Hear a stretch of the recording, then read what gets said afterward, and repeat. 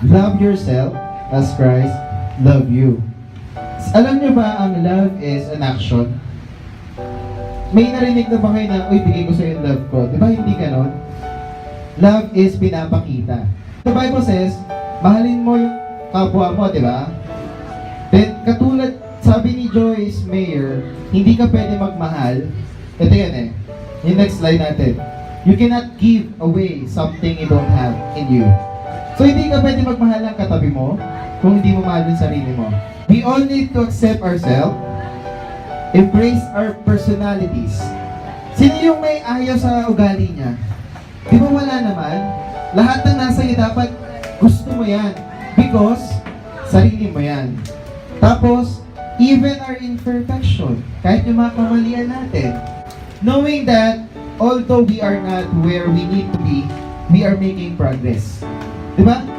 Sino yung, di ba pag nasa church tayo, we are, para tayong Pokemon na level 1 lang.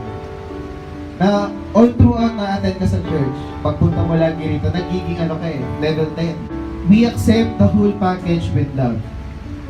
Unconditionally. Tanggapin mo kung anong meron ka. Tanggapin mo kung ano ka, sino ka, dahil ikaw yan. Dahil kinreate ka ng Lord ng ganyan. And sabi sa Jeremiah, di ba, when shinare ni Johnny, is ikaw ay binigyan ng Lord ng future. Ano yung future na binigay? A good hope? A better life?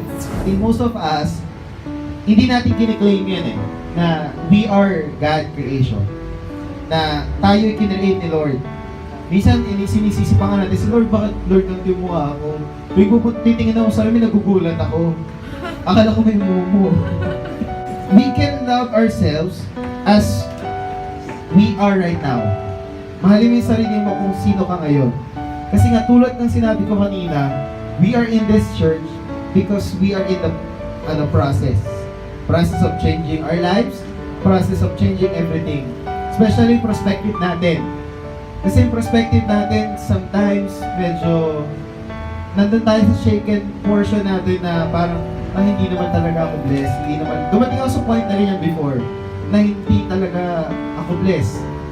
Na binago ko yung thinking ko. Pagkabago ng thinking ko, yung blessing nagsumunod na sa akin.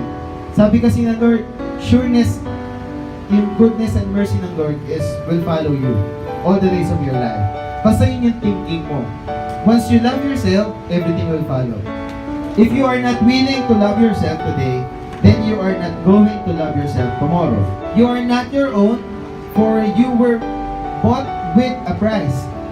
So glorify God in your body. Hindi ka binili ng 20 pesos. You have been paid by the precious blood of Jesus Christ. So iingatan natin yan.